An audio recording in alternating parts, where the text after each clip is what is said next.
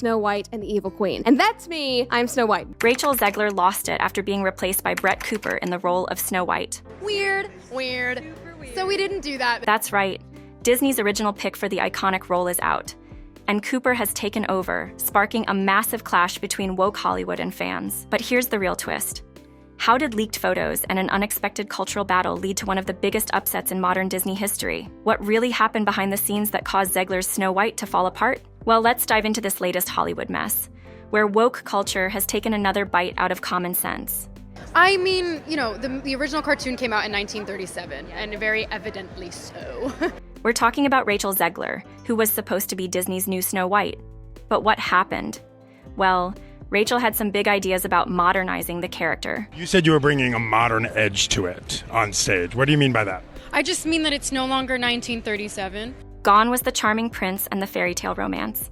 Instead, we were going to get a Snow White who, in her words, didn't need a man to save her. Maybe not destroy a classic from my childhood and put an actress in there that not only hates the plot and the storyline of the movie she's in, but also seemingly hates Snow White, the character herself. Once thought Snow White was creepy, she doesn't like the prince, she thinks she should get paid more because she has to wear that dress, she should get paid for streaming, for every hour she has to wear the dress. I mean, talk about biting the hand that feeds you. Not only are you being casted in a classic film to remake it, but you don't seemingly like your own characters. Now, if you're anything like me, that already sounds like trouble.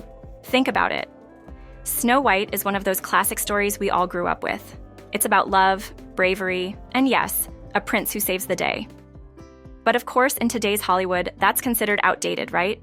Rachel Zegler made it clear she wasn't interested in the fairy tale we all know and love. No, she wanted a feminist makeover.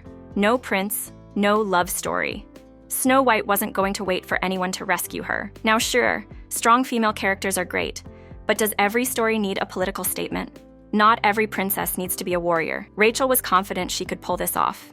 In her mind, she was bringing Snow White into the 21st century.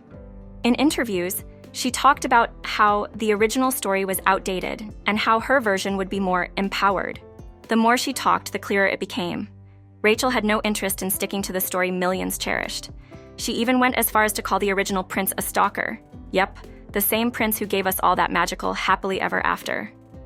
But here's the kicker. Instead of understanding Snow White as a fairy tale, Rachel wanted to turn it into something completely different, something that fit Hollywood's current agenda of politics, gender roles, and empowerment. Instead of giving us romance, magic, and timeless values, she focused on delivering a message, and that's where things went off the rails. The audience, as you'd expect, wasn't happy. Snow White has been around since 1937, a symbol of innocence, kindness, and classic fairy tale romance. People didn't want to see her transformed into another politically correct version. But Rachel didn't seem to care. She thought she was doing something revolutionary, and that's where Brett Cooper enters the story. Just when it looked like Disney was fully on board with this woke rebranding of Snow White, the tables turned. Enter Brett Cooper, a rising star from the Daily Wire. Brett stepped in and took over the role of Snow White.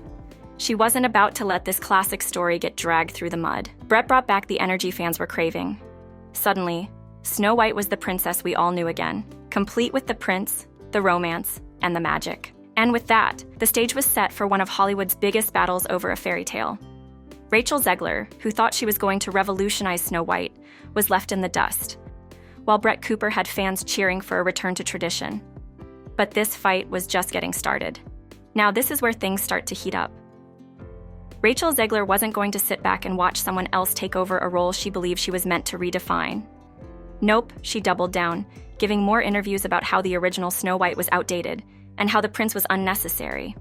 In her view, it was time for a new kind of fairy tale princess. And as you'd expect, this sparked a firestorm of reactions. Fans who grew up loving the classic Snow White, they were not having it.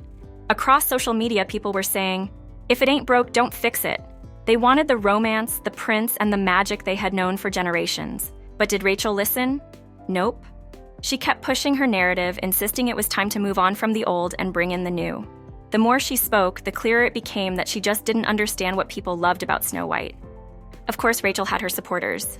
The Hollywood woke crowd praised her for trying to modernize the story and make it more relevant. They called her brave for challenging the old fairy tale formula, insisting that Snow White not needing a prince was revolutionary. But Honestly, was anyone really asking for this? Most fans weren't interested in political statements when they sat down to watch a Disney movie. They wanted magic, not a lecture.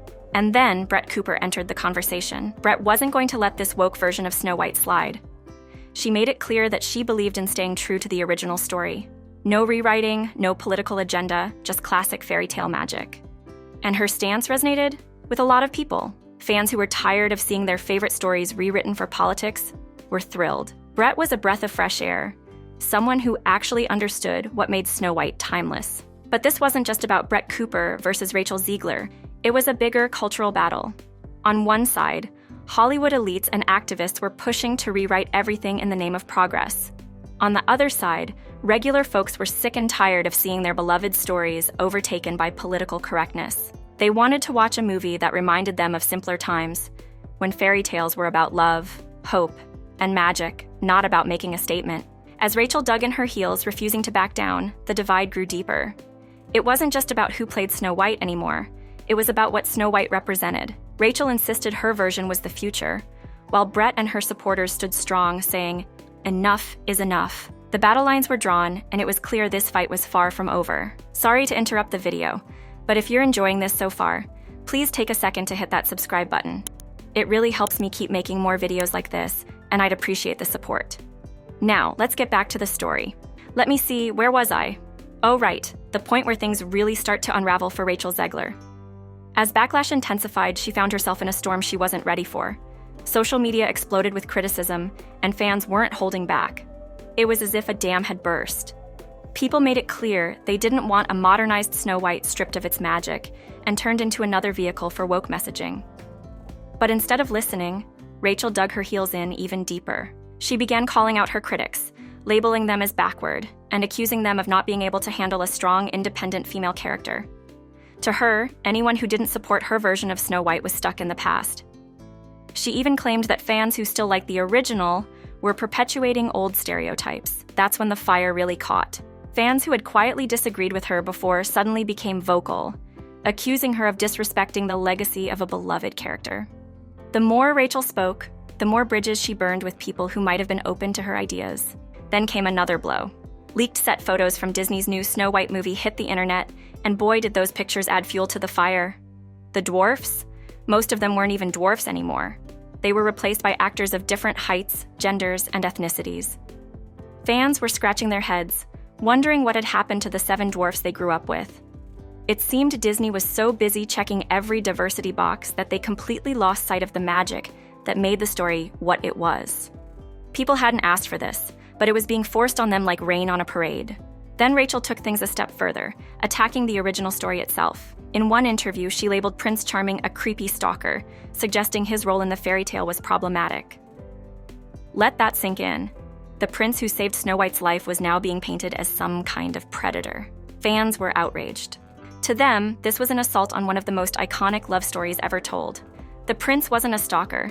He was the hero who saved Snow White from a cursed sleep. But in Rachel's world, that old romantic notion didn't fit her modern lens. And so, the ground beneath her started to crack. Instead of winning people over, Rachel's vision alienated not only hardcore fans, but a good portion of the general audience too.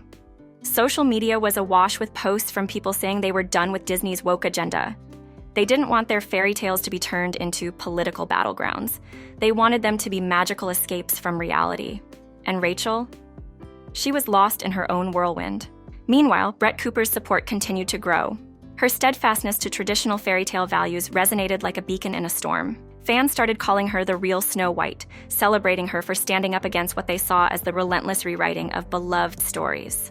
Brett didn't need to say much. Her decision to honor the original story spoke louder than words.